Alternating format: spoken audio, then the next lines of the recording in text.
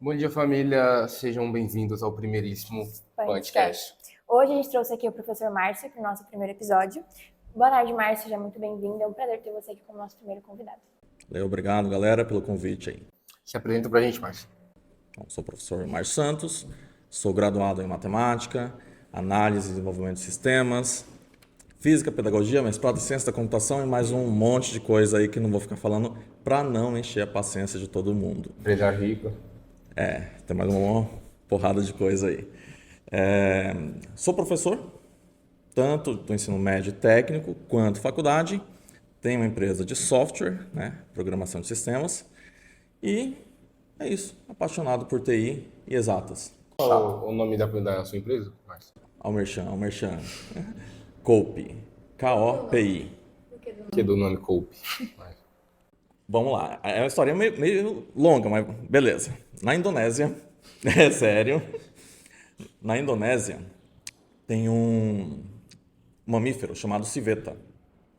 Esse mamífero, ele come grãos de café, só por causa da polpa, e defeca a semente, porque ela não é digerível. O pessoal colhe, higieniza essas sementes defecadas, né? Higieniza bem, torra, moe e faz o café mais caro do mundo. O nome desse café é Kopi Luwak, em que Luwak é o nome do mamífero e Kopi é café. Ou seja, o nome da minha empresa é literalmente café. Tá bom. Cara, só falar que Cope quer dizer café em Indonésia. Não precisava do... Não, mas só que tem que ter um contexto. Tem um contexto, né? Tem que ter um contexto. Mas, Dora, depois eu quero pesquisar esse mamífero aí, que eu nunca vi. Não vai pesquisar, mas tudo bem. Não, eu vou, porque eu realmente fiquei interessado, porque ele parece... É praticamente uma farm de café. Ok. Ele quer tomar café de cocô. Eu quero. Sonho. Mas, Márcio, vamos começar do início, vamos começar do começo. Ora. Conta pra gente, como que você começou o seu empreendimento? Com o que você começou? Assim, eu sempre tive uma visão muito empreendedora, né? Modéstia à parte, trabalho desde os 8 anos, desde os 11 que eu sustento a minha família, né? Então, assim, essa questão do empreendedorismo, ela sempre esteve muito presente em mim. Então, sempre que vejo alguma oportunidade, né? Tipo, tá passando um carro na rua. As pessoas veem um carro passando, falam assim, como que eu consigo fazer aquele carro passar na rua me dar dinheiro? Ponto. Para tudo, eu vejo uma oportunidade. Para as pessoas que trabalham comigo, sabem que eu tiro dinheiro de pedra, né? Literalmente, ok? E eu tento trazer isso para dentro das minhas aulas, né? Sempre que eu estou explicando alguma coisa para algum aluno, tal, eu falo, isso daqui você vai usar no mercado de trabalho dessa forma. E sempre eu tento direcionar de alguma maneira para o lado do empreendedorismo. Entenda o seguinte, empreender, Pedro, não é só você construir um império. O que é empreender? É você resolver problemas difíceis. Isso é empreender. Você pode empreender na hora de lavar o banheiro. Se o banheiro estiver muito sujo, é um problema difícil que você tem para resolver. Como que eu vou empreender isso? Então, empreender é resolver problemas difíceis. Então, meio que sou movido, sou meio ligado no 320, não é nem 220, sou ligado no 320, porque eu estou a todo momento fazendo zilhões de coisas. Esse podcast aqui está acontecendo agora, mas só que, já dei aula de manhã na FATEC, já fui ali para o conselho de classe, já fiz a filmagem com o coordenador, tudo isso antes das meio-dia. Antes das meio-dia. Entendeu? Então já fiz uma porrada de coisa. Isso é empreender. Você ligado no 320. A gente sabe que você investe há muito tempo, né? A gente queria saber qual foram os seus métodos de investimento no início. Você acha que mudou alguma coisa do início até aqui? Bastante, né? Primeiro que assim, eu sempre fui na pegada de guardar dinheiro. Só que guardar dinheiro é aquele famoso colocar dinheiro embaixo do colchão, né, Sara? E quando você coloca embaixo do colchão, você coloca 100, daqui a um ano você tira, tem 100. Não rende nada, como vocês disseram. Só que no começo dos anos 2000, eu mudei um pouco a minha visão de investidor, tá? E aí comecei a investir em outras fontes, né? Estou falando dos anos 2000 porque foi quando o governo possibilitou aí o que a gente chama hoje em dia de tesouro direto, que é algumas modalidades de investimento. E aí nos anos 2000 comecei a mudar um pouco essa minha visão de investir, mas de investir mesmo em tesouro direto, por exemplo, que é um dos investimentos que eu faço, foi aí no comecinho de 2010, 2009, 2010. Então já tem um tempinho aí. Porém, antes disso, já tinha alguns terrenos que eu comprei para poder, é sério, que eu comprei para poder construir casas e alugar e tal. Ainda não construí porque agora mudei a minha visão. Eu quero não construir para alugar, mas construir para vender. Então os terrenos estão lá, estou só estruturando meus projetos. Perfeito. Márcio, uma pergunta que eu sempre tive dúvida. Você acha que tem idade mínima para começar? Empreender? Tem, zero. Tá bom. Menos que isso, muito difícil. Eu acho meio É difícil, meio entendeu? óbvio também. O bebê, quando nasce, primeiros minutos de vida já tem um grande desafio, que é achar o mamilo do peito da mãe para poder mamar. Ele já começa empreendendo ali. Então, sem noção nenhuma de vida, o bebê já empreende. Ok? Mas, por algum motivo, ao longo da vida, a pessoa vai perdendo isso. E vai se acomodando, se acostumando com o fácil. Com o medíocre. Aí que começa a mão de obra. É que lasca tudo. Aí que o pessoal que limpa a piscina começa. Exatamente. A gente sabe que o senhor passa muito do seu conhecimento acerca de para as Matemática pessoas, financeira. matemática financeira. Da onde que começou seu interesse em passar esse seu conhecimento todo para o próximo? Quando você percebeu que você queria ser professor? Eu tinha aproximadamente uns 7 anos. O que acontece? Lá vai uma revelação punk aqui. Eu não entendia matemática. Eu sou assim.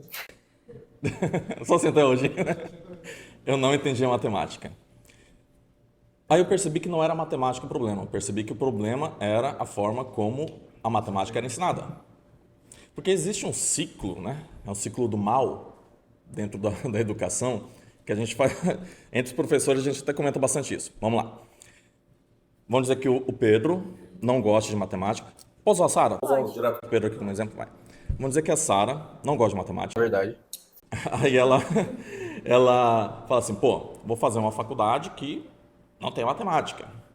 Dentre várias, às vezes a Sara escolhe pedagogia.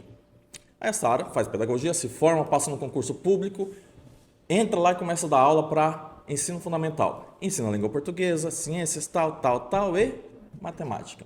Só que a Sara não gosta de matemática, lembra? Ela vai ensinar da forma que ela entende que é mais fácil para ela e não para as crianças. Porque ela vai falar, não, vou ensinar o básico dentro da minha zona de conforto. Ensina de um jeito meio defeituoso.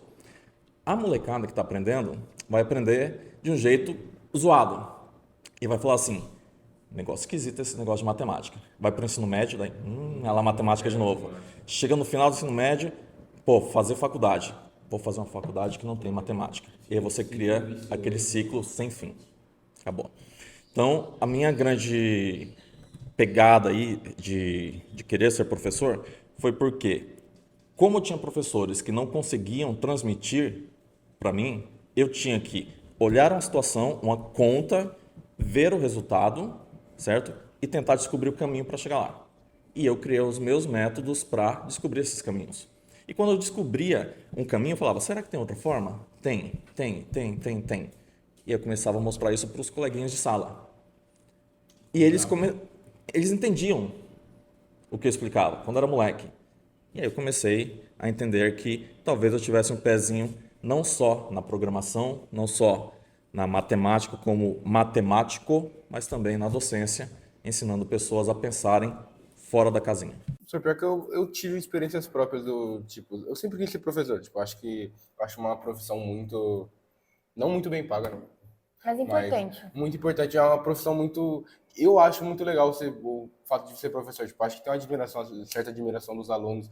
Tipo, aconteceu isso comigo no Fundamental 2, tipo, ali pelo 9º ano, tinha uma professora de português que eu amava a professora Vânia, ela se aposentou recentemente, mas eu amava aquela professora de paixão. Sempre eu fazia tudo que ela pedia. Nossa, eu era o aluno exemplar na aula dela. É difícil acreditar, mas eu era o aluno exemplar na aula dela. Que inveja da Vânia. Nossa. Aí, só que na minha sala ninguém gostava dela. E tipo, o pessoal não entendia a matéria dela. E sempre vinham perguntar para mim, porque eu era o único que entendia a matéria. E nisso eu sempre explicava e eu ficava impressionado porque eu conseguia explicar. Tipo, eu ia lá, explicava e o pessoal entendia. Aí depois disso começou a despertar interesse no fato de ser professor. Eu acho que é uma profissão muito admirável e muito que você poder passar o seu conhecimento para pessoas. Eu acho que não sei se o senhor sente isso, Mas você olhar um aluno seu que já se formou e que hoje é alguém na vida e poder pensar que você fez parte daquilo, eu acho que é uma coisa, tipo, impressionante, entendeu? Eu acho que é uma coisa muito, como posso dizer, é uma sensação muito boa.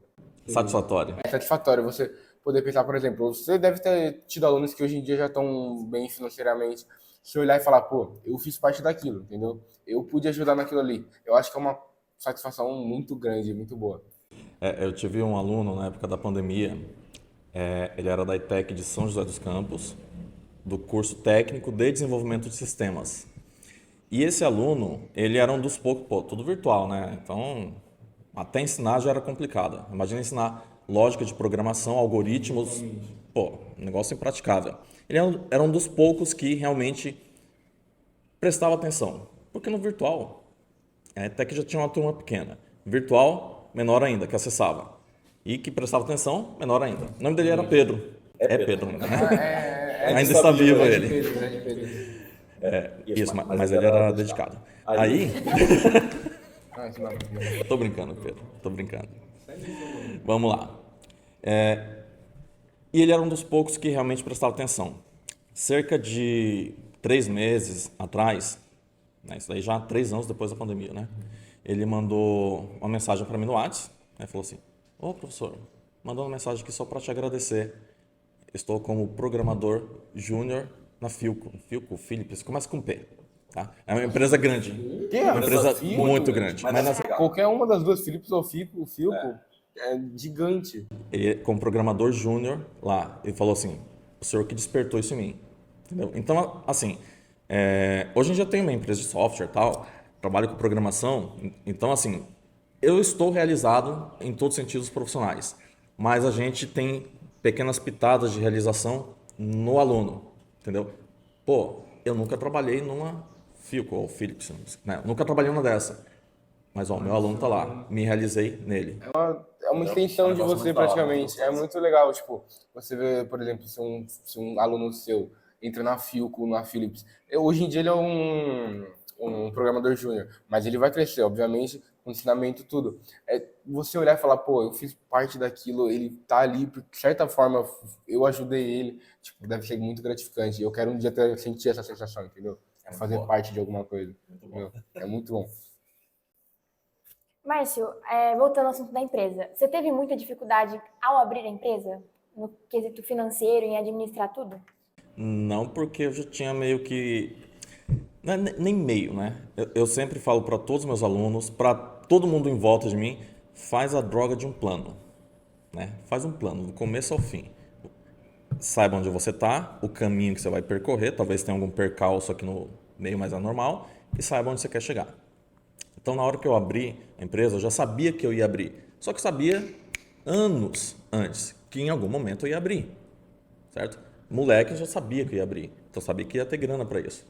Teria que ter uma grana separada para isso. Sabia que ia ter que ter um contador, sabia que ia ter que ter alguém que cuidasse da parte jurídica, alguém que cuidasse disso, tal. Sabia que ia ter equipe para isso, equipe para aquilo, pessoal tal. Então, estava tudo muito estruturado, entendeu? Então, o problema, Sara, não é o cara não ter condição de abrir empresa, não ter condição de fazer alguma coisa. O problema é que ninguém quer planejar, o cara só quer fazer. Ele fala assim, acorda de manhã, fala, pô, tive uma baita de uma ideia, deixa eu fazer. Calma, filho. Senta, respira. Você planejou? Você calculou todas as variáveis? O que pode acontecer? Se acontecer isso, você sabe o que você vai fazer? E se acontecer aquilo? Qual que vai ser a sua atitude? E aí o cara não planeja, aí acontece uma meleca no meio do caminho, aí ele fala assim, e agora? Lascou. Às vezes não desiste, às vezes ele faz algo pior. Ele fala, bom, aconteceu isso, então deixa eu tomar esse caminho. Caminho errado. Ferrou. Entendeu? Eu gosto de usar a analogia da escada, tá? O problema não é a escada que você sobe. Todo mundo vai subir uma escada na vida, alguns vão subir mais rápido, outros mais devagar, enfim. O problema é a parede que você apoia ela. Se você apoiou na parede errada, já era, ferrou. Não tem o que fazer. Aí você vai ficar 20 anos subindo a escada, vai chegar lá em cima, vai olhar e vai falar, olha que piscina enorme para eu limpar. Limpar. Ou, né, olha que futuro brilhante. Então é a parede em que você apoia a escada e não a escada em si. A escada todo mundo vai subir. A parede você que escolhe. Mas já aconteceu de você se deparar com algum desses problemas que você não planejou no meio do caminho? Sim, a gente também não é uma máquina, né? E nenhuma máquina seria capaz de calcular todas as variáveis. Mas só que para isso você sempre deixa aquela margem de risco calculado. Então, por exemplo, fala de investimentos, tá? Você fala, pô, vou investir nisso daqui, estou disposto a perder até X mil reais caso dê alguma meleca muito grande.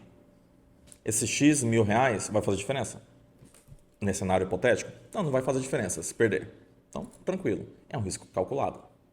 O ruim é quando você é pego de surpresa por um problema e você não tinha noção de que ele poderia acontecer.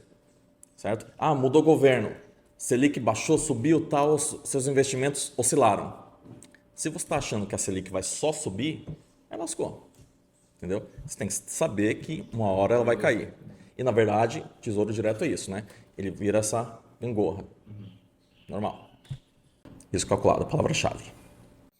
Senhor, mas o que o senhor... Porque as aulas do senhor não é que nem tá dito dos professores, aquela aula bastante chata. Eu queria saber o que você foca em fazer para, tipo, que sua aula não fique aquela aula repetitiva, sempre a mesma Que coisa. não seja a matemática que a gente viu no fundamental, que é só continha e continha. Primeiro, eu sempre explico falando, ó, você vai usar isso em tal situação. Se eu vou falar de matemática financeira, pessoal, é o seguinte, ó, quer ficar rico ou pobre? Ah, rico, então tá bom, então presta atenção. Seguinte, ó, caminho é esse, você vai usar isso, tal. E aí eu introduzo o assunto, só que o cara já sabe antes onde que ele vai usar. Por exemplo, um dos temas chatos de explicar e do aluno entender, logaritmo. O cara até resolve o assunto, só que a maior parte das pessoas graduadas, elas não sabem onde usam um logaritmo. E nas minhas aulas, eu já começo falando, ó, pensa o seguinte, ó, vamos lá, tem um cientista, né, que chegou num laboratório e tal, e células, não sei o que, o processo de mitose. Daí o cara fala, ah, tá, entendi. Entendi o assunto. E agora, professor? Então, como que a gente faz para calcular? Logaritmo.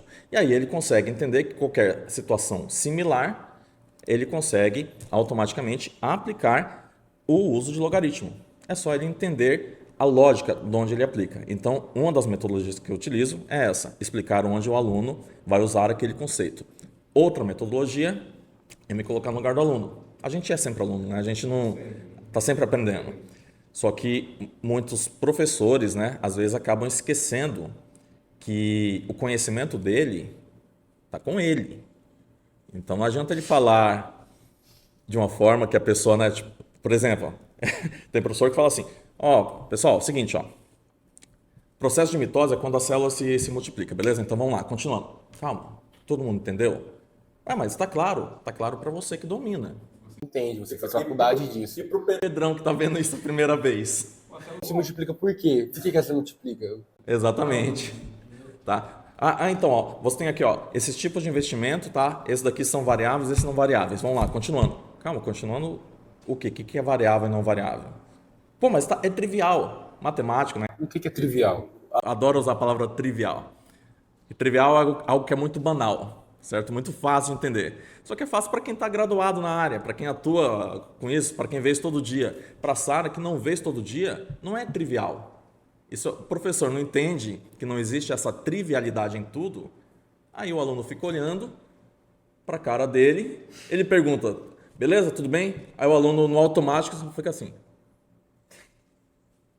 Né? E aquela interrogação em forma de neon piscando, falando assim, save me please, né? Tira daqui, quero sair desse lugar. Acho que então o segredo é esse. Acontece bastante com professores, tipo, costumam dar aula para pessoas mais velhas e voltam para ensinos mais novos. Por exemplo, tem professores de faculdade e tal, que voltam para o ensino médio, vão dar aula para o ensino médio, aí tipo, falam, tal coisa aí, usam palavras e jeitos muito difíceis de... Os jargões. Os jargões muito difíceis. Aí você, sentado ali no ensino médio, acabou de entrar no ensino médio e fala, o que ele tá falando? Não tô entendendo. Mas por quê? Porque ele é professor de faculdade, ele tá acostumado com o pessoal que já entende, o pessoal que já sabe, então ele consegue ser mais objetivo. Detalhe, relativo. Por exemplo, esse meu jeito meio pancada de falar, eu falo desde a educação infantil até a faculdade. Entendeu? Por quê? Logicamente, numa reunião, vou falar de um jeito um pouco mais formal. Mas aqui eu vou falar o idioma do aluno. O aluno fala de um jeito meio adolescentez, então eu vou ter que pegar esse jeito de falar, entendeu? Porque se eu não criar esse vínculo de identificação com o aluno, vai sempre ficar aquele negócio, professor, alunos. E aí, a gente cai na educação tradicional, que é o cara que transmite conhecimento. Não quer transmitir conhecimento, né? Eu quero compartilhar conhecimento e fazer todo mundo entender que isso é aplicável de uma maneira natural, tá? E detalhe, você falou aí de ensino mais novo, mais velho. Vamos lá. Eu já dei aula para educação infantil, crianças de 4 e 5 anos, ensino fundamental 1, ensino fundamental 2, ensino médio e técnico, graduação e pós-graduação. Ou seja, eu peguei todo o ciclo de formação de uma pessoa. Eu sei exatamente o ponto que ela se perde na hora de aprender alguma coisa. E eu sei como ela se perdeu. Por isso que eu consigo resgatar o cara, falar, não, se ele fez essa pergunta, possivelmente ele se perdeu naquele assunto. Eu resgato o cara lá na origem. Negócio a mais, né, que o senhor tem. Mas eu acho muito. Vou precisar de mais água aqui, hein?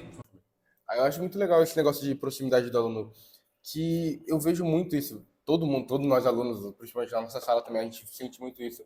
Que tem professor que a gente olha e fala, putz, mas vem aquele tal professor. Você só olha a pessoa como um professor. Ele só é Só o cara que como vai. o cara que chega lá na sala, fala um monte e ninguém entende nada. Vomita. Ele vai chegar lá, vai te passar a prova, você vai fazer, devolver para ele e acabou. Entendeu? Tem muitos professores que são assim. Mas já tem aqueles professores que tem aquela certa proximidade. Você sabe, aula de tal professor, da hora, tal, ele vai vir, a gente vai conversar. Na semana Paulo Freire, inclusive, a gente bateu muito nessa tecla da conversa, no diálogo entre professor e aluno. Na troca Não de só aquele, conhecimento. na troca de conhecimento. Nossa, tipo, você não é um recipiente onde o professor vai chegar e depositar todo o conhecimento dele. Sim, vocês são duas pessoas que querem compartilhar conhecimentos. Tanto o aluno ensinando o professor, como o professor ensinando o aluno. Entendeu? Então a gente trabalha muito com isso. O Paulo Freire defendia muito isso, essa ideia. E eu acho que tem certos professores que eu acho que deviam se adaptar melhor à proximidade com o aluno e não só aquele negócio de, eu sou o seu professor, você tem que me ouvir e acabou. Entendeu? Mas eu acho que essa questão que o Pedro falou pode ser até verdade, mas tem muitos professores que são próximos a gente, mas quando chega na hora de ensinar alguma coisa, foi exatamente o que você falou, acha que todo mundo sabe das coisas igual ele. A gente teve um professor no passado, ele era até próximo da gente, ele era muito bacana. Ele chegava na sala, ele passava umas coisas que, de verdade, eu não entendia nada.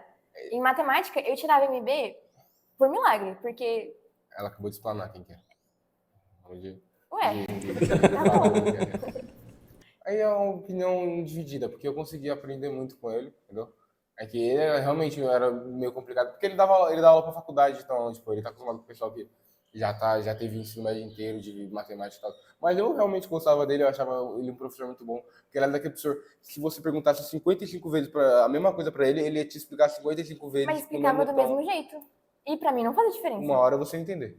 Eu não entendi. Uma hora você entender. A compreensão por osmose, vai. Professor, mas quais as dificuldades, a maior dificuldade que você teve até hoje, sendo professor, sendo empresário e Dentro da tal? sala de aula. Como você conciliou as duas coisas assim? Como você consegue conciliar tudo? Não deve ser muito puxado. Como, por exemplo, você falou que hoje, até meio-dia, você já tinha feito tudo que eu faço em um mês. Como você consegue conciliar? Exagerou agora, hein? Sem se perder. Cara, planejamento. Entendeu? Eu tenho um Trello, não é um Trello, né? Tem um Trello que tem uma pessoa que fica só cuidando disso, outra pessoa que cuida disso, outra que cuida disso, meu Google Agenda, certo? Faço sempre planejamento ali meio que de longo prazo na minha agenda pessoal. Então, por exemplo, coisas da empresa, né? Você tem lá um evento para acontecer daqui 15 dias. Então, na minha agenda ali, o pessoal vai estar marcado, tá? E uma coisa interessante de ver, Pedro, é o seguinte. Vai parecer um pouco arrogante isso que eu vou falar, mas tente compreender da forma mais suave possível. Tem gente que dá aula e tem gente que é professor. Aula, qualquer um dá. Vou pegar minha sobrinha, a menor delas, ela vai dar aula. Ela vai pegar um papel, leu, deu aula. Um livro dá aula. Certo? Pega o livro, está dando aula. Você sai de lá com um certo conhecimento, a mais do que você tinha. E algumas dúvidas a mais também, possivelmente. Tá? O ser professor extrapola esse negócio só de dar aula. A gente não transmite conhecimento, não mais. Né? A gente mostra caminhos. Tá? Então, lógico, vai ter uma parte que eu vou falar, ó, é A, B, C, D, como faz o E? E o F? E se precisasse fazer até o Z, qual a maneira mais fácil de fazer? Entendeu? O caminho eu dei. Você não dá o peixe, você ensina a pescar. Tipo isso. Entendeu? Então tem muito essa pegada. Mas respondendo a sua pergunta que eu não respondi ainda. Eu não me considero o cara que dá aula. Considero-me um cara professor. Só que por ter já minha estrutura financeira por trás, eu não dou aula, né? Não sou professor por dinheiro. Então, Até porque não dá, né? até porque é meio O difícil. Brasil não dá. Eu acho impressionante, eu admiro muito o senhor, porque o fato do senhor ser empresário, você dá aula por diversão, por o que você quer. E mesmo sendo só por diversão, mesmo não sendo o que te sustenta e o que você depende, você consegue fazer, tipo, todas as oficinas que o senhor deu pra gente, tipo, você sem ganhar nada mais, sem coisa nenhuma, você simplesmente quis ajudar, você quis só pela ajuda. Você foi lá e perdeu um dia inteiro que você podia estar na sua casa, com a sua mulher, fazendo o que você quisesse da vida. Você perdeu não, né? Que você ganhou, pra gente a gente ganhou. Você ganhou um dia com a gente, você se sentou com a gente para compartilhar conhecimento, entendeu? Coisas que outras pessoas que dão aula podiam estar em casa agora, prefeririam 1000 vezes estar em casa do que estar com um monte de aluno lá ensinando coisa. Você pegou quem queria realmente aprender e você ensinou o que eles queriam aprender. Você deu caminho, como o senhor fala, você deu caminhos para eles aprenderem, entendeu? E a questão da organização também eu admiro muito, porque eu tenho um sério problema com organização, sério mesmo. Bem grave. Até agora na Semana Tecnológica, hoje eu tava... As farpas. Eu achei que ia ter aula hoje. Eu tava achando que ia ter aula. Sério? Eu trouxe as coisas e eu falei, hoje tinha que ir pra Não, academia. ele achou que ia ter seminário hoje. Ele veio preparado pro seminário. Mandaram no grupo que ia ter seminário. Eu virei à noite treinando pro seminário. Eu falei, putz, amanhã eu tenho que fazer um podcast de manhã, seminário de tarde na aula, às 6h20 vou pra casa. Seminário de quem? Só pra saber. Academia, história. Ainda tinha que ir pra academia de noite. Professora Grazi, fica a dica aí, tá? Cobra um seminário dele, tá pronto. Não, tá pronto. Agora, se quiser, eu apresento pra aquela câmera ali agora o seminário.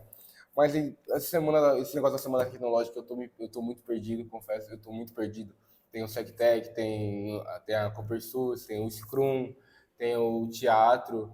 Então, tipo, tem muita coisa. Eu tenho que realmente começar a me organizar melhor e treinar e trabalhar isso de um tempo, daqui para um tempo. Márcio, ele falou do Scrum. Da onde veio a ideia de você passar o Scrum pra gente? Um monte de adolescente que não sabe nada. 40 alunos, da onde você falou, vou passar um Scrum para eles. Uma metodologia assim, tá? Não, o Scrum é uma metodologia da área de computação, né? Foi criada por profissionais de computação. Então, eu uso isso dentro da minha empresa porque, tipo, o Trello. O Trello é uma ferramenta de Kanban criada pela Toyota e que o Scrum usa isso daqui por padrão. Então, dentro da TI, a gente usa o Scrum. Só que o Scrum ele extrapola a TI, extrapola a computação. Você vai ver empresas de outros segmentos usando o Scrum por ser um framework, ser uma ferramenta que otimiza processos. Explica rapidinho ali para a câmera o que é Scrum, porque tem muita gente que deve estar ouvindo e deve estar perdida. Explica ali rapidinho, de um jeito rápido.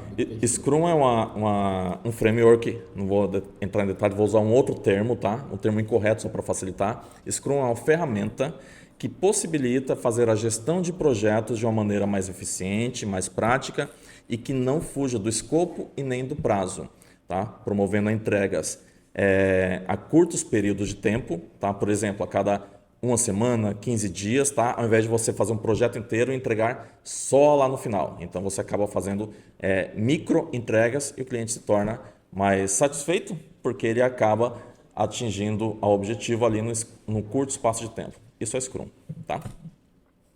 Chegou água? Opa, chegou água. Esse daqui é daqueles podcasts que dão pizza? Com certeza. Inclusive, deve estar chegando. Sim. A gente pediu uma na Cabana agora, 2. Ok, dá água pra mim então. Diga aí, ó, patrocinadores, a Cabana, se você quiser patrocinar a gente, pizza, só. Tem que fazer um pi, né? Patrocinador está pi. Que daí se patrocinar, aí troca o pi por nome. Aquele nome lá que vocês sabem. Ok. Estou analisando a sua garrafa. Com a boca aí, pode ficar que tranquilo. O Carlinhos tinha colocado, mas... Obrigado. Deu uma cuspida pra gente, né? só Nossa, aquele gosto temperinho. muito de fluidos. É confiável? É. Ok. A água da escola, a Eu garrafa acho. é confiável. O que você quer dizer com confiável? Defina. Aí vamos lá. O Scrum. Quis passar ali para vocês porque muitas empresas utilizam. Sei que em algum momento isso pode ajudá-los no mercado de trabalho. E, com certeza. Aí você colocando isso aí no seu currículo já vai dar um upgrade. Ah, mas só que a empresa não utiliza. Essa não, mas outra Sabe que você pode. usa. Tá? E se a empresa não utilizar e você estiver nela, o que impede você de otimizar o processo lá dentro? Pois é. E aí você chega na empresa, ó, pessoal, vamos tentar fazer com Scrum? O que é Scrum? É isso aqui, ó. E aí, questão de 3 meses, os processos daquela empresa estavam tudo atarrancado aí, tudo parado, começa a fluir por causa de você. Pensa aí no upgrade que você vai ter, a visão que o seu gestor vai ter de você. Fala, pô, aquele cara ali é diferenciado. Não é só mais um daqueles mão de obra. Não é só mais um chão de fábrica. Para você vai falar, você é o bichão mesmo, hein, doido? Entendeu? Então faz esse objetivo. O senhor dá aula com mais de uma matéria, né? Você dá aula de matemática e de aplicativos informatizados pra gente. Uma perguntinha, qual que o senhor mais gosta de lecionar? Qual que você tem mais vontade de falar? Hoje eu quero dar aula daquilo ali. Exatamente as duas. Duas. Ah, mas 50-50%. Vai Já ficar deu em aula cima do alguma muro, matéria? Já deu uma aula de alguma matéria que você tipo, não gostava tanto? Ou toda você pegava porque Sim, gostava? todas, exceto matemática, tá? Mas todas teóricas eu não gosto. De computação. Eu dou aula de física também, tá? de física? Tem graduação em física. Aí, então. Vamos lá, continuando, né? Gosto das duas, 50-50%, porém já teve também disciplinas que eu tenho aquele negócio assim de ministrar, que são disciplinas muito teóricas na parte da computação.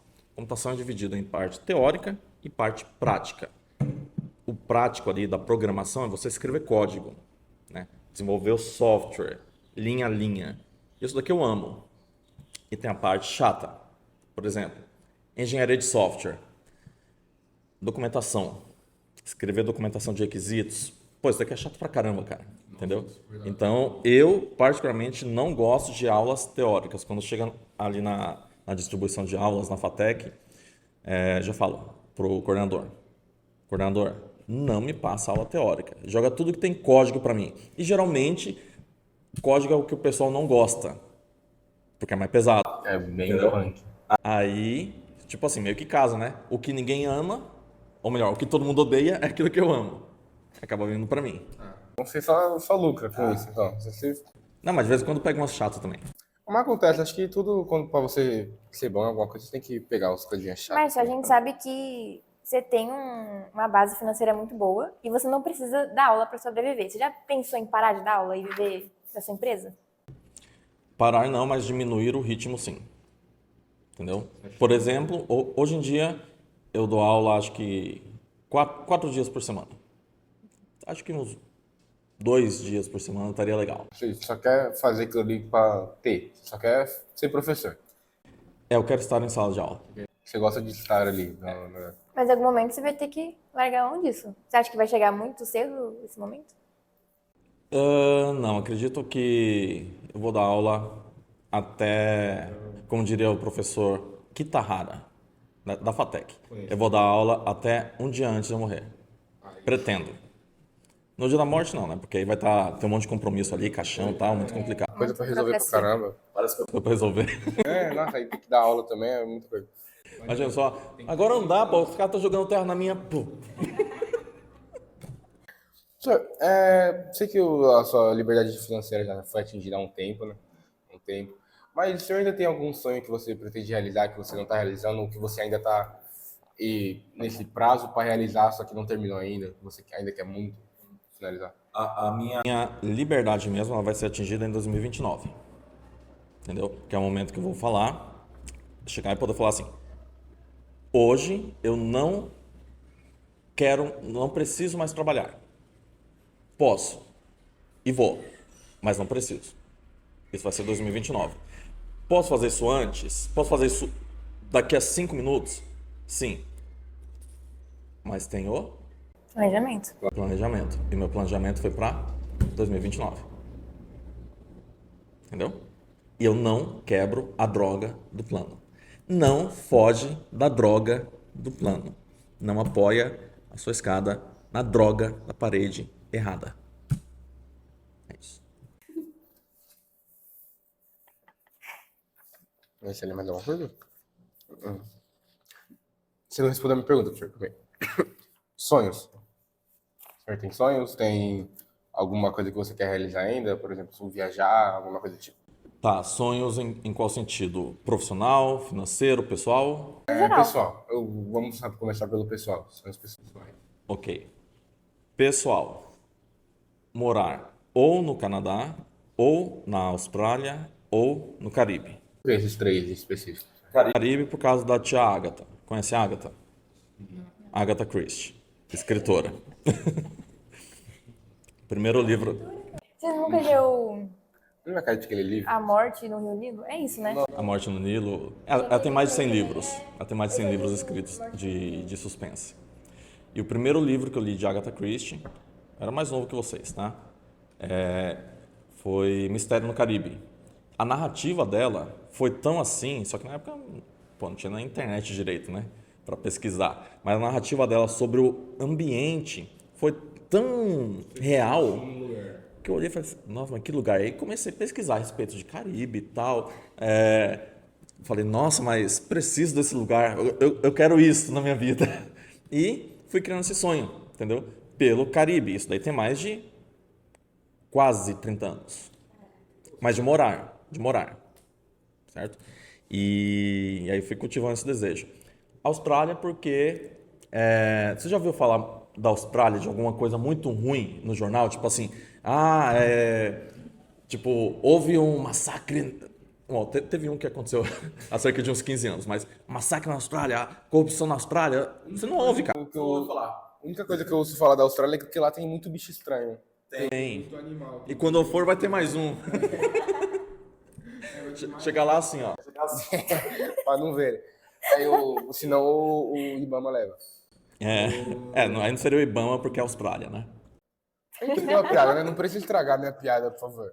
Mas a única coisa que eu ouço falar da Austrália é que lá tem muito bicho estranho, areia gigante, os morcegos com 2 metros de envergadura. Você é louco.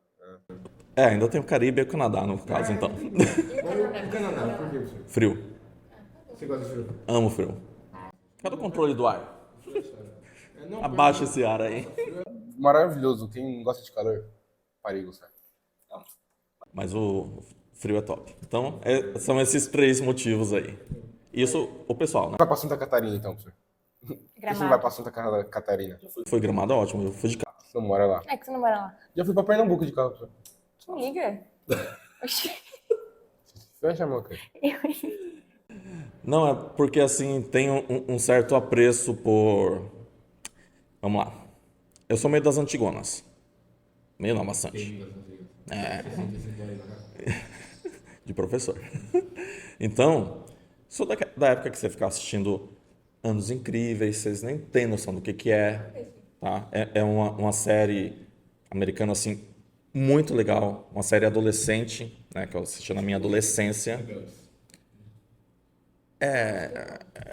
Falei Já assistiu puro Rebelde, meme. Márcio? Eu falei no puro meme também. Não, mas pelo nome, com certeza, nunca teria nem assistido. Viu assim, nada do Rebelde? Não, rebelde para mim é aluno que não quer entregar atividade.